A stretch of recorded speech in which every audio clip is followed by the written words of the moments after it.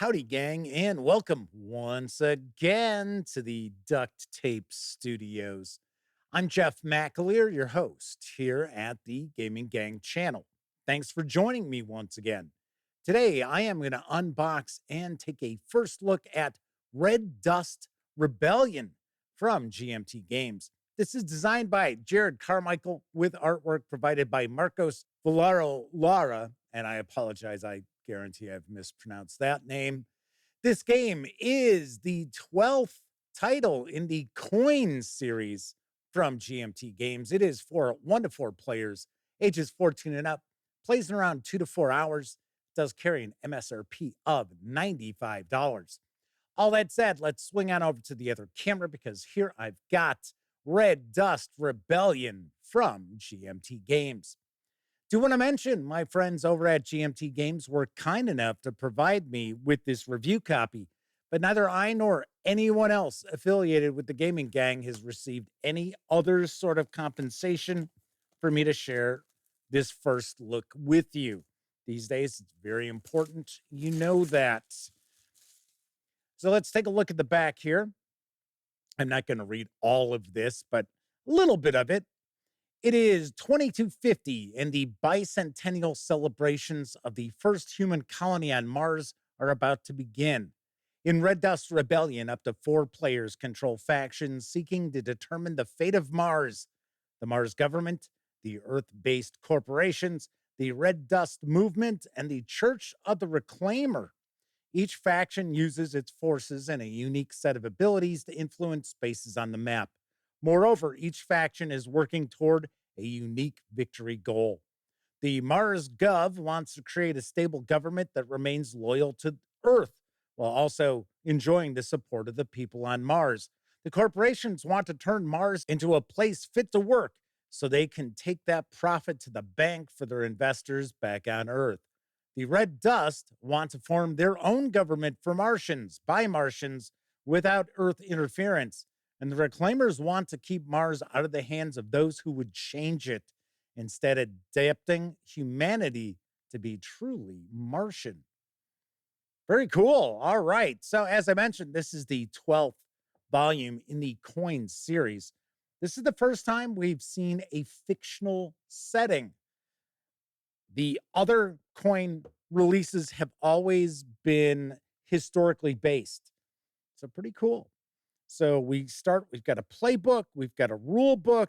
I think we've got a bot for solitaire play right there. I think that's it. The rules and reference for non-players. Very cool. So we've got these 3 books, bunch of goodies inside. First thing we'll do, let's take a look at these books to get a better feel for what we've got.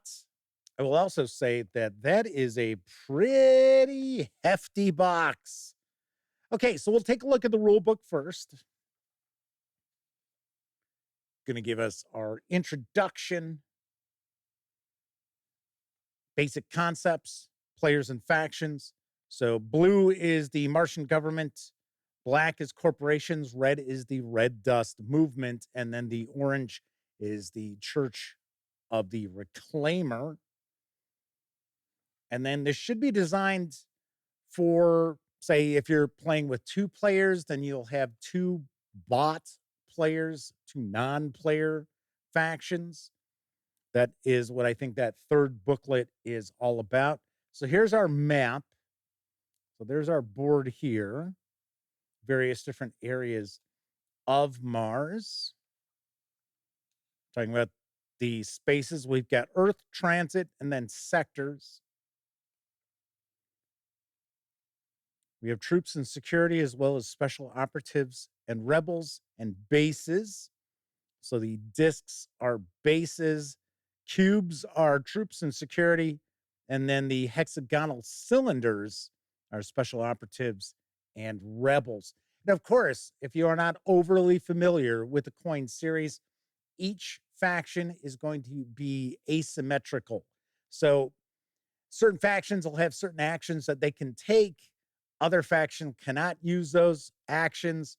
So very interesting. I will say my favorite of the Coin series is Cuba Libre. simply because it's got a little lower complexity as far as getting people on board. It's a smaller footprint as far as the board goes, too, and it tends to play relatively quickly. Just taking a look here: population and damage, support and opposition, control, dust storms, victory markers, and victory. So you check for victory at the start of each dust storm round by comparing the positions of the various victory markers to the thresholds marked on the edge track of the enemy bases marker for reclaimers. The faction's victory conditions are: Martian government total support plus Earth Gov competence exceeds 34. Corporations profits exceed 36. Red dust total opposition plus red dust bases on Mars exceeds 32. And then the Church of the Reclaimer, spaces with reclaimer control plus reclaimer bases on Mars exceeds enemy non-reclaimer bases on the planet. And then we also have a final dust storm. So if nobody's met the victory conditions, then the highest victory margin wins. Talking about our setup, preparing our decks, our sequence of play with our event rounds, flashpoint rounds. So looks like there's a lightning bolt symbol, which will indicate a flashpoint round. Different operations, training, logistics, secure, recon, assault, rally, march, travel, attack, campaign, and preach. Special activities. Martian government can entrench, petition, and transport. Corporations have public relations, exploit, and raid. Red Dust can redistribute, coordinate, and ambush. And Church of the Reclaimer can purify, ransack, and ambush. Get some information about the event cards, and they are dual use. So they have unshaded and shaded event text. And then this is, oh, this is kind of cool. So it's showing the contour of Mars from 2003, key terms. And then we see the board once again. Nice. Very cool. Let's take a peek at the playbook. I tend to mention whenever a GMT Games release has a playbook, I tend to read these first because it just seems to make the rule book easier to grasp when I read these first. I don't know, maybe it's just me. So this is going to give us an introduction how to play. Yeah, it's a tutorial. Very nice. Okay, so it's going to walk us through a tutorial here. Talking about the flashpoint rounds, events. So this looks like this is an example of play as well. It's showing us the various different cards which are being played. Once again, another look at the game board. Tips and background on the cards. Very nice. That's one of the highlights I always find with any sort of card-driven game from GMT. We tend to see if it's got a playbook, we'll get information about the cards. Always like that. Of course, you know, they're usually historical events, but this is nice. I'm digging this. I'm really looking forward to checking this out because I think it's really interesting to see the coin series kind of break out from its historical settings and go into a little bit of a different direction here. Talking about asset cards, designer notes, why Mars, building the factions, scientific assumptions of Red Dust Rebellion. That's cool. I think that's pretty interesting. Life on Mars, we get a timeline a Martian colonization. Personally, I think 2250 being a bicentennial, it's kind of hopeful, I think, overall. Okay, so that is the playbook. Let's take a peek. This is the rules and reference book. And this, I think, is also going to give us our non-player faction rules. So we get a breakdown of our components. So yes, this is the non-player system. So it's called Curiosity, and it may be used to replace any player faction with an NP faction, a non-player faction. All right, talking about some golden rules, changes to the sequence of play, space selection priorities. So, of course, we're going to have some tables. We'll have some player aid charts, obviously enough. So, we will have some non player charts. I would take a stab that we'll have a few of those we'll be taking a peek at in just a moment. Special activities reference, events reference. Here's an example of play. So it says that this assumes you're already familiar with the main multiplayer rules for Red Dust Rebellion. Nice. Actually, quite a few pages devoted to this, too. Looks like we're going to clock in around 30.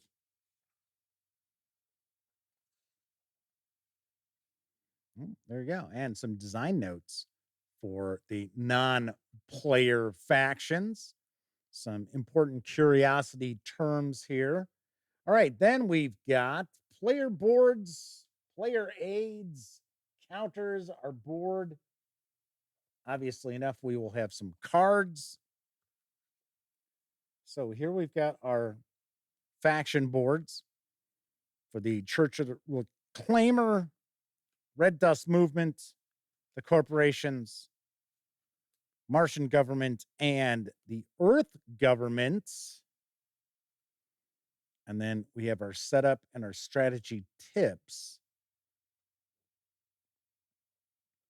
So that's cool. We've got the 5 different factions there. And then we've got each of the players is going to receive the Flashpoint round reference card. Looks like we've got 2. We do not have 4, but we've got 2 of those. Here is a curiosity player aid. This is for our non-player factions. Another curiosity aid here. This is for event instructions. Now we're going to get into our factions, showing which operations and activities are available to them. Keeping in mind, once again, it is asymmetrical. So here we've got our corporations, Red Dust Movement, Church of the Reclaimer, and Martian government. So we've got 4 of these. Yep, we sure do. So each player will receive one of those. We've got some more curiosity aids here. So space selection priorities, depending on the faction, move priorities, also depending on the faction, golden rules. Cool. Couple of punch boards of counters. Get a closer look at these. Of course, dual-sided.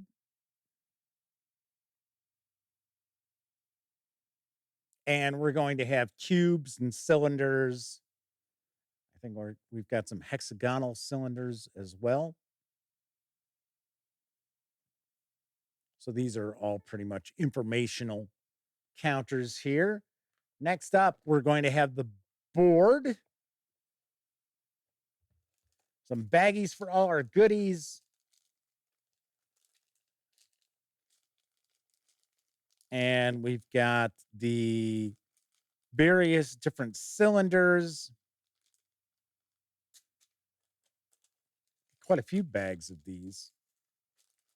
Got some pawns. We've got our cubes for our forces, our security forces and such. So we've got that. We've got some large cards here. Looks like this is possibly for our curiosity module. So we've got that. Construction Workers Guild. Oh, campaign cards. That's interesting.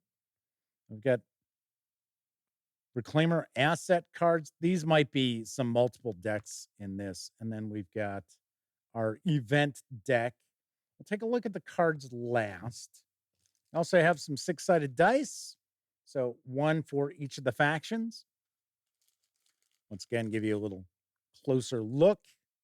And it appears as if each faction's logo is on each of these. Wow, that's pretty nice. That is pretty cool. That's not always the case, but yeah, it looks like so these discs here, I believe those were bases.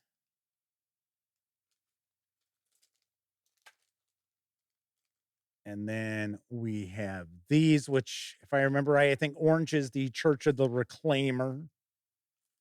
So we've got that. And then, of course, like I said, we've got our dice. Let's take a look at this board, because this board is actually quite large. I didn't think it was going to be as large as it is. Looks like it's 2 panels high, but then it's 4 or 5 panels long. I think it's 4. Maybe not. So I just want to make sure that I'm not accidentally. Okay, there we go.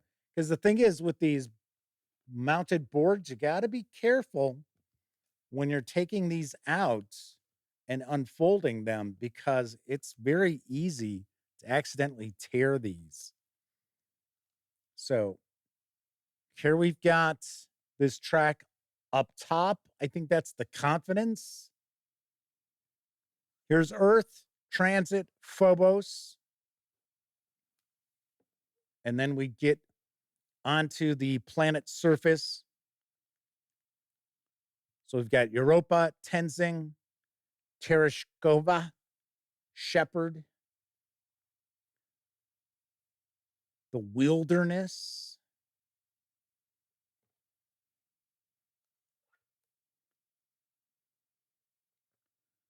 New Cordoba, Shenzhou, Gandhi, and then down here we've got Sharma. Look there. And then, oh, here's the Earth Government Confidence right along this side here. So we've got eligible factions, ineligible factions, because with the coin series, if this sticks with the core design, every card play, you're not going to see each faction get to do things. It's pretty interesting. And if this is set up like we normally will see coin games, it's also pretty cool because you see what's the next card coming up. It's really interesting. So here's our Earth Government Confidence. And then we've got an overflow box down here at the bottom. So very nice mounted board here. Very cool. So we've also got our cards. So let's take a look at these.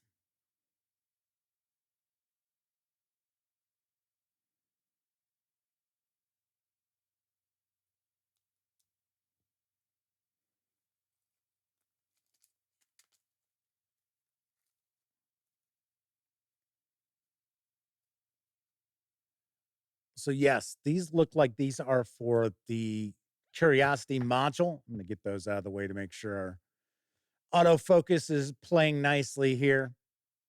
So there we go.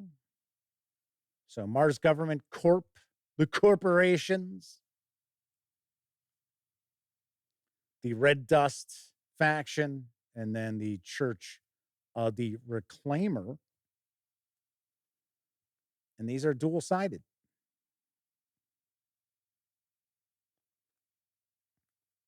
Cool. I should point out that the complexity level of this is right kind of in the middle.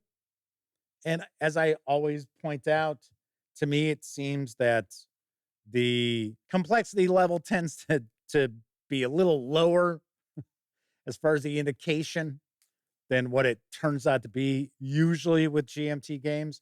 Maybe it's just because I'm not the brightest bulb on the string. So here we've got Reclaimer assets. That's pretty cool. We're not going to look at all of the cards, but just give you a good feel here. Subdermal weaponry, Children of the Desert, Mastery of the Land, free travel to one desert and any adjacent deserts, then free attack in each destination space. The Ma'adim, Church Luminary Martyred, the Trackless Wastes, Reengineering, MPS Uplink Hacked, Genetic Masking, Forensics Are Baffled. That's cool. A Remote Base, Pilgrimage, and so forth. So, quite a few things going on here for the Church of the Reclaimer. We also have the campaign cards, which I wonder if this introduces some unique aspects to the game, maybe to boost replayability, maybe provide a little bit of a story. So we've got Construction Workers Guild, Prison Labor Revolt, Dock Workers Lockout, Transport Workers, Torture Video Leaks, outrage as Corp Black Site torture video is leaked on internet. Dun, dun, dun. Legal injunctions. So it looks as if these are all the Red Dust faction because it's got their symbol. So this must be something along the lines of these Reclaimer asset cards, right? So this faction is going to get cards out of this deck.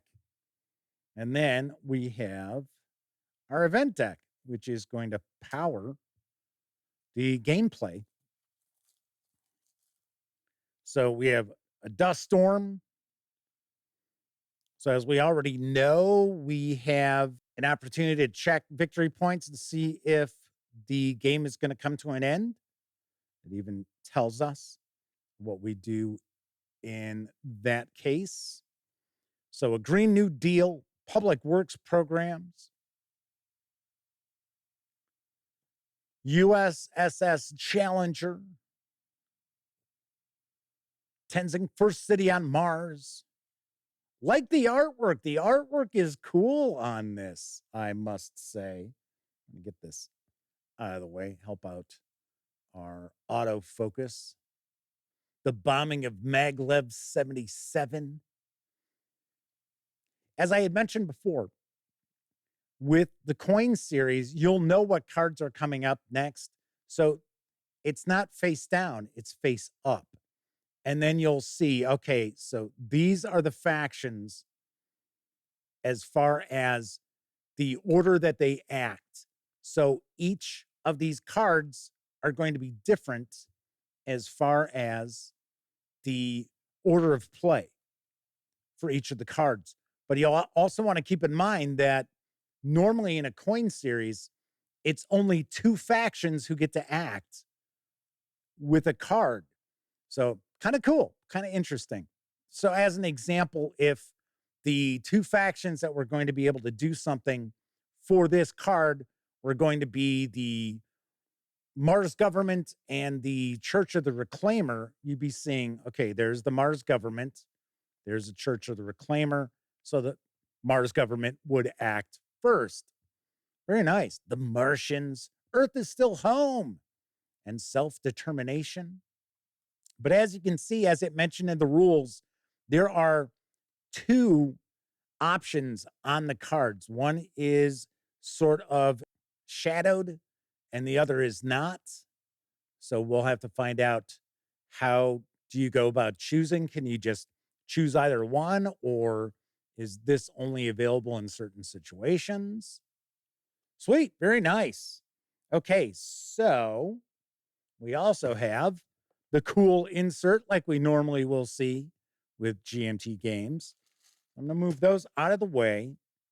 So we've got our event cards. We've got our Red Dust faction and our Church of the Reclaimer faction cards there. These, I believe, are the non-player faction cards. Put some of these up in here. Oh, be a good idea if I actually put the Dust Storm cards back. Ah. So we've got all the various cubes and cylinders and pawns and such. We've got the mounted board, which is actually larger than I was expecting.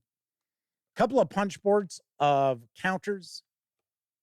The curiosity board there for non-player factions. We've got our 4-player aids with the different factions, some more curiosity goodies. We've got the various different faction boards. Looks like Earth Government might be kind of a non-player faction. Here's our non-player rules and reference, our playbook, and our rule book. And that is what we find when we take everything from Red Dust Rebellion outside the box. I am intrigued. I am very intrigued. Once again, Red Dust Rebellion is available now. It is for 1 to 4 players, ages 14 and up. Plays in about 2 to 4 hours. No doubt, probably depending on the number of players, the actual human players. And it carries an MSRP of $95. I always point this out about GMT Games releases. They are not printed up in huge quantities. So if your interest is piqued by Red Dead Rebellion, act now, don't wait. You don't want to suddenly be sitting there and realize, oh, only way I can get this is if I go to the secondary market and pay top dollar, or of course, wait for a reprint. So just wanted to let you know. All right, that is it for this time out. If you like the video, by all means, please give it a quick thumbs up. Subscribe to the Gaming Gang channel if you haven't already. And if you do subscribe, don't forget, ring that bell, because it'll not only let you know when I share videos such as this first look, it'll also inform you when my live stream, the Gaming Gang Dispatch, airs Tuesday, Wednesday, and Thursday evenings right here on YouTube at 7 p.m. Central. Of course, when you're not watching videos on the Gaming Gang channel, be sure to visit gaminggang.com for the latest in tabletop gaming news, reviews, and a whole lot more you are not going to find here on YouTube. You know the drill. Get your geek on at thegaminggang.com. Thank you very much for watching. Once again, I'm Jeff McAleer, and until I see you next time, I certainly hope all of you get to enjoy plenty of great gaming with your gang.